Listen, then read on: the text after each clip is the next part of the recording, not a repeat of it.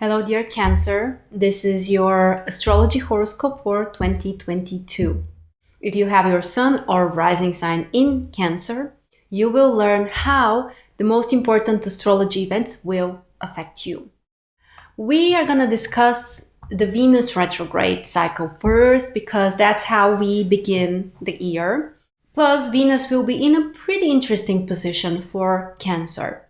Then you will learn how the Mars retrograde cycle, yes, we also have Mars retrograde, and how this will affect you at the end of the year, plus the regular Mercury retro cycles, and also the lunar nodes, their shifts and their aspects. There is something quite exciting happening over there.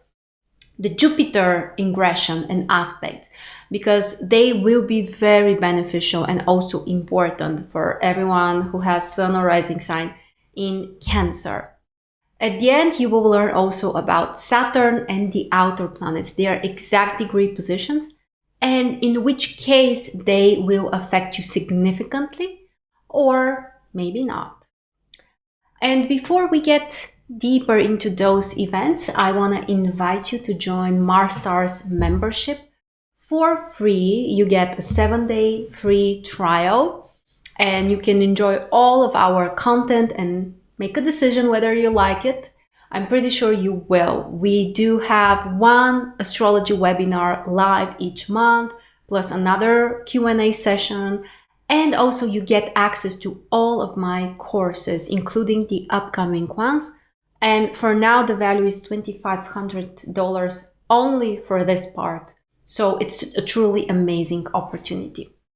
We do have also private community and other interesting surprises. So check the link below or go to marstars.net and sign up for your free trial. You will learn also more at the end. So getting started with Venus retrograde. At the beginning of the year, Venus is already retrograde. And she will be by the 29th of January. So for the most part of the first month of the year, Venus is retrograde. And why is this so important for Cancer? The reason is because Venus will be in one of her houses, one of her home houses, 7th house. This is the house of relationships, partnerships, marriage, and close connections to others. And Venus being retrograde there will really accentuate those topics. It's highly possible that you can meet one of your exes, or you may think about the past love story, or something from the past which is related to your personal life will somehow show up and will require your attention. Keep in mind that you can be more emotional and oversensitive and sometimes even overreact to the way other people treat you, especially your closest ones or your partner. It is definitely not a good time for a marriage or even for a proposal or for anything big and significant which is love related. Of course, if you are in a relationship, it doesn't mean that you should not meet your partner or anything. Of course not. But if you want to clear things out, if you want to express something, perhaps you should be more careful at this point because the other person may not understand clearly your intention, or they may overreact because they are also more sensitive with Venus retro. So overall, in the emotional area and when it comes to relationships, you just need to be more careful during January. Then we will skip to the end of the year, and actually the last 2 months specifically, November and December. This is the time when Mars will be retrograde. And it's an interesting year. We do have both of those, Venus and Mars retrograde, and they are not retrograde each year. So this is quite important. And specifically for Mars, the main area which will be affected is 12th house, which is not something visible. This is not something you can touch, you can measure, you can kind of like connect to on a material level. But this house is very important for our psychological and emotional well-being. This is also related to the subconscious mind, and it's a great time to dig deeper and perhaps heal something there or resolve something there.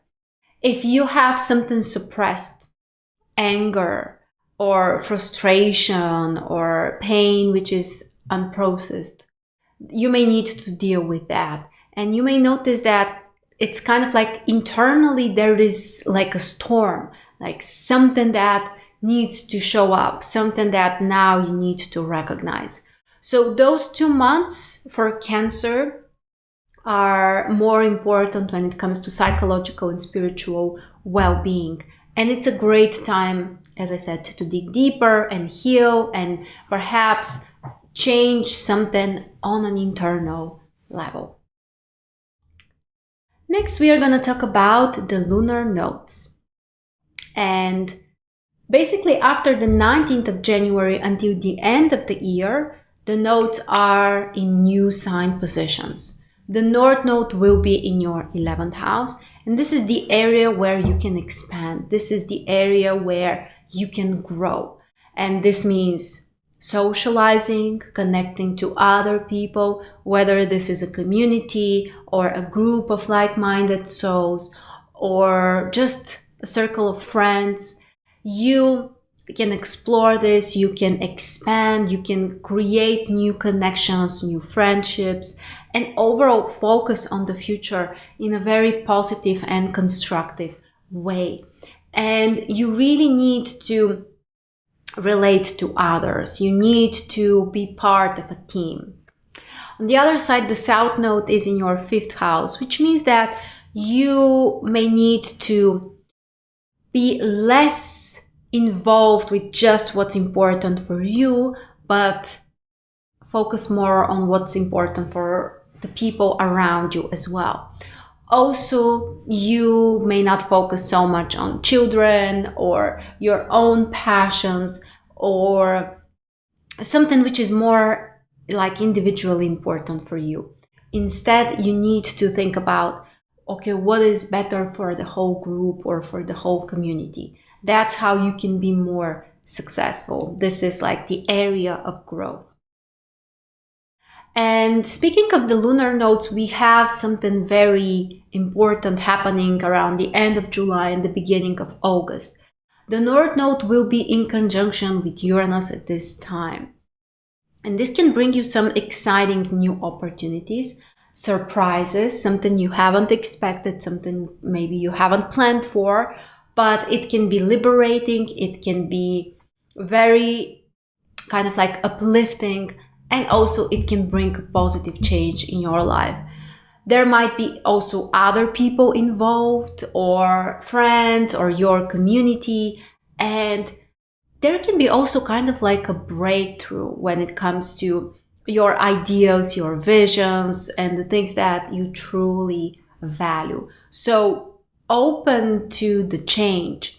And keep in mind also that Uranus in 11th house is at home. This is the natural house position for Uranus, which means that you can enjoy this time and it can be extra beneficial for you.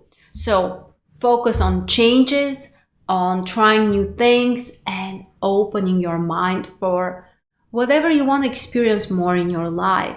Freedom, prosperity, fulfillment, connection with others. You can really manifest this in your life.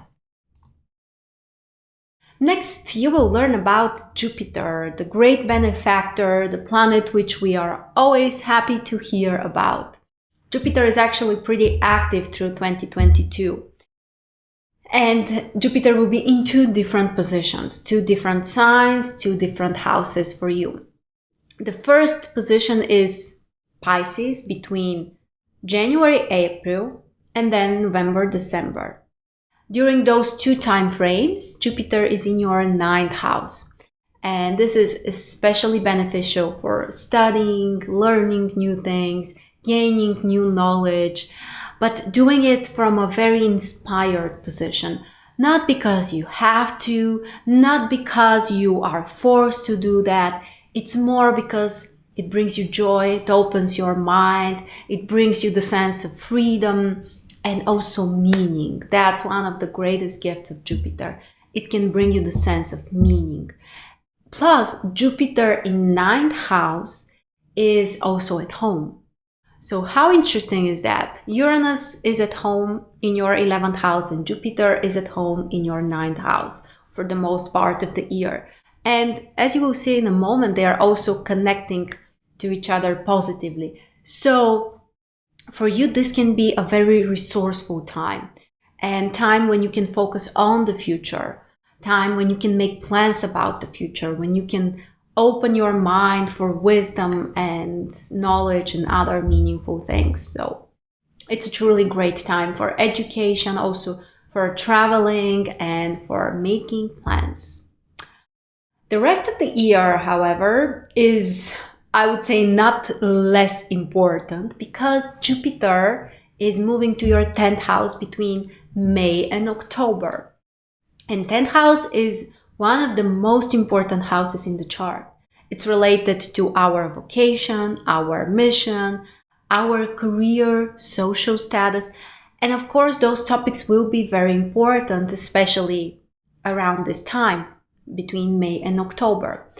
This time can be extra beneficial for your success, for your prosperity, for some new career projects and opportunities, and also for inspiration. When you are doing something supported by Jupiter, it's easy and it's just kind of like flowing. But make no mistake, if you are just sitting on the couch and expecting for Jupiter to make miracles, it may not happen. If you don't take the opportunity, it will just pass by. So I think that this is something which we may get confused, and we may kind of expect that because it's Jupiter and it's a benefactor, there will be incredible rewards no matter what. And unfortunately, that's not how life works. If you don't take the opportunity, it will pass. So get inspired, get motivated, get ready to do something related again to your work or whatever you consider as your vocation or mission or your social status. And also, as I said, Jupiter is having a couple of interesting aspects. Actually, all of them are really beneficial. The first one is during February, and it involves Jupiter in your 9th house and Uranus in your 11th house. This is the combination I told you about a moment ago, which is quite exciting because both of the planets are so strong at those houses, at those positions. And it can be a great time to expand, to think bigger, to have insightful ideas about the future, to learn new things, to open up your mind for some kind of community projects, studies, you name it. It's a great time. Use your wisdom, open your mind, don't be afraid to think differently, and to experiment. It can bring you incredible fulfillment and also growth.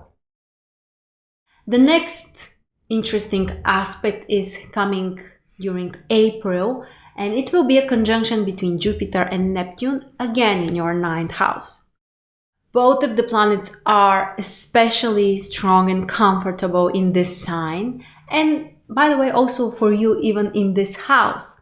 So it can be an incredible opportunity for learning something, especially if this is spiritually related or something related to healing or helping other people or something creative. It's an amazing time. So allow your intuition to guide you, listen to your imagination, and think creatively.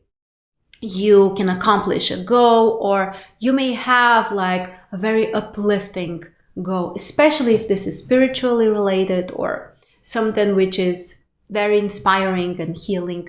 It can be very, very rewarding. And the last of those series is during May. Again, a very positive aspect between Jupiter in your 9th house and Pluto in your 7th house. This combination can also bring you help from others, like a partner. You can work towards a mutual goal. Maybe you can travel together, or you can just transform your relationships through some kind of knowledge or wisdom or a new perspective. So this aspect will be extra beneficial both for relationships, partnerships, but also for studies and new goals and overall expansion. Next, we'll talk about the eclipses. We have 4 of those during 2022.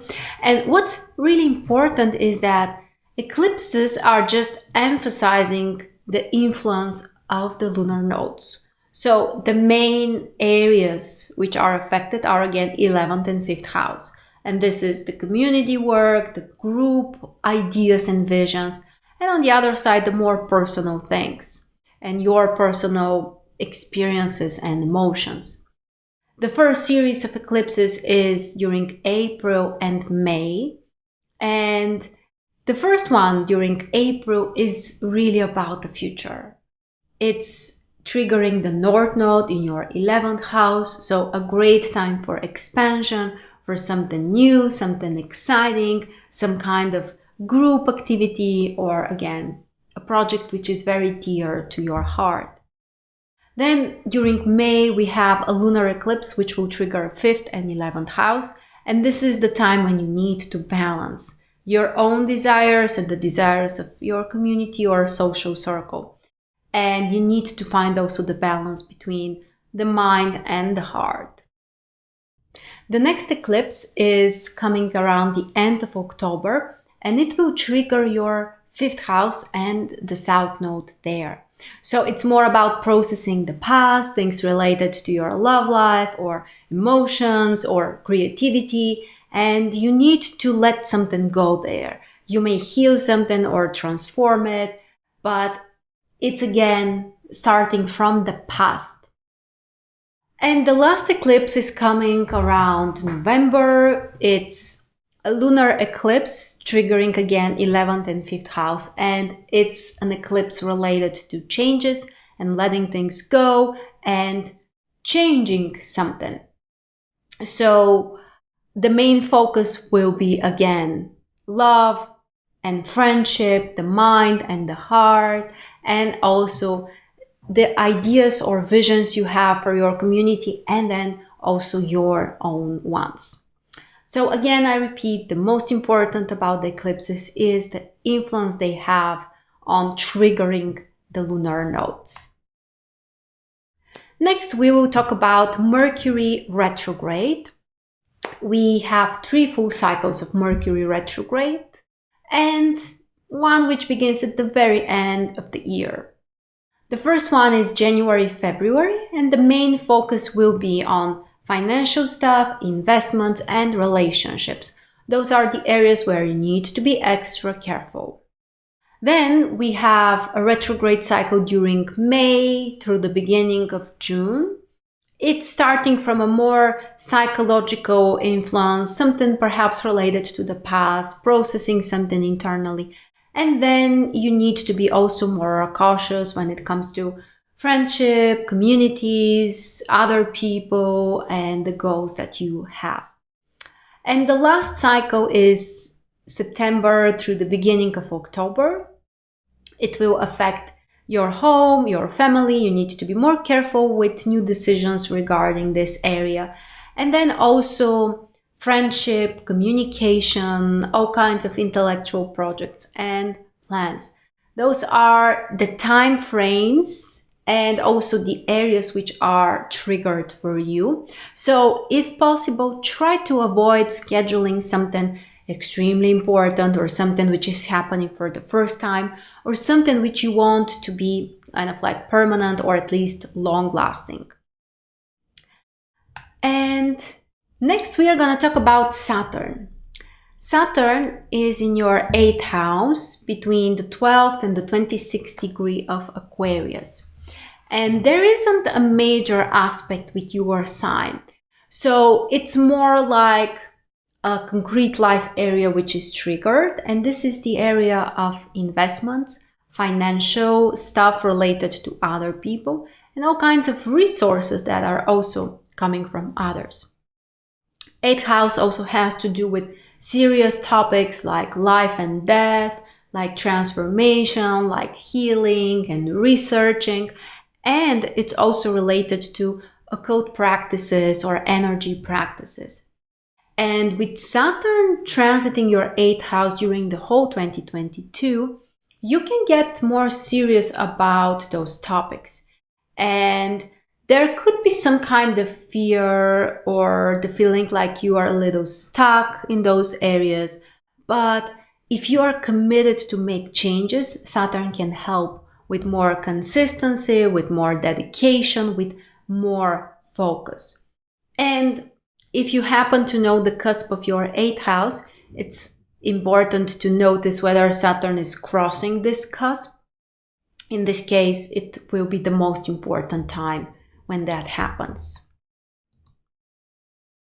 Next, we have Uranus, and Uranus is in your 11th house during the whole year between the 11th and 19th degree of Taurus. And generally, this is a very beneficial position, as we already mentioned a couple of times. It can help you with social activities, with some kind of group activities, and overall to focus on the future. The most important is to find when exactly Uranus transits the cusp of your 11th house, because this will be an especially activating period. And also, of course, the beginning of the year when we, the middle of the year was when we had the conjunction between the North Node and Uranus. That was July, August. This is a very important time. And also the Jupiter-Uranus aspect, which was around the spring. Those are the times when this energy can be even more triggered. But overall, Uranus is helping you. From this position, Uranus may have a positive aspect with Cancer, a sextile. So this should be a support coming your way. Neptune is also pretty positive with you. Neptune is in a friendly sign of Pisces between 21st and 26th degree in your 9th house. So this is a great time for exploring something spiritual, something related to psychology or spirituality or healing or creativity. And it's very interesting to notice when Neptune will be having a positive aspect with your sun or rising sign. It really depends on the exact degree. So here, as you can see, Neptune is between 21st and 26th degree. For example, something personal, because I have a Cancer rising, and last year, 2021, or was it a little bit before that, but Neptune was trining my ascendant. So this was the time when I got really excited about music and I started singing and taking classes. So this is how Neptune affected me. And for you, it could be interest in something spiritual, it could be art related, music related, but it's really, really amazing. So pay attention where exactly is your sun or rising sign degree, and if Neptune is trining it, you can feel this inspiration, and it can be a very, very healing and also creative energy coming your way. And finally, we have Pluto, which can be a little harsher, at least with some of us. Pluto is between 26th and 29th degree of Capricorn. So this is especially important if you happen to have your sun or rising sign in the same degrees, plus minus 1-2 degrees in Cancer. It would mean that Pluto will have an opposition, and this can be pretty challenging and provoking. It may have also a positive side for transformations and healing, but first you have to kind of like accept the truth and handle perhaps with something either more difficult, or to work with past trauma, or in some way to feel challenged. mostly by someone else in your life. It could be a relationship or a partnership that could be the area triggering all of those emotions. So overall, Pluto wants deep change and transformation. And if something needs to let go, you need to let it go. Pluto will not let you stick to it if it's no longer needed in your life. So if you have your sun or rising sign at the end of Cancer in the last, let's say, 5 degrees, this is pretty big. And it can be actually the most important transit for the year. And if not, then Pluto is just a background situation and it may not bring something huge in your life. So that's the most important for 2022. We have retrogradness of Venus and Mars at the end and at the beginning of the year. Jupiter is very active, as you see. Lunar nodes are changing. So many things are happening and we can prepare and kind of like get the most out of it. Thank you so much and have a wonderful 2022. Don't forget to sign up for your free trial for MarStars membership. It will give you access to all of my courses, including the natal astrology course. So it includes everything you need to know about foundational astrology and how you can interpret signs, planets, and aspects and houses. So we have more than 50 hours of lessons here, which will teach you everything you need to know about natal astrology. We also have karmic astrology course, which is a pretty extensive one and will help you to do more advanced readings. On top of that, you also receive access to live webinars. Each month, we are having a special webinar on an astrology topic and another one, which is a Q&A session. So you can come and ask all of the questions you have, which are astrology related. You get access to all of the pre-recorded courses, plus the future ones. And there are other surprises like monthly horoscopes. We have our community and also other spiritual courses and energy practices and much more in the future. So make sure to check the link below or go to marstars.net and sign up for your free trial.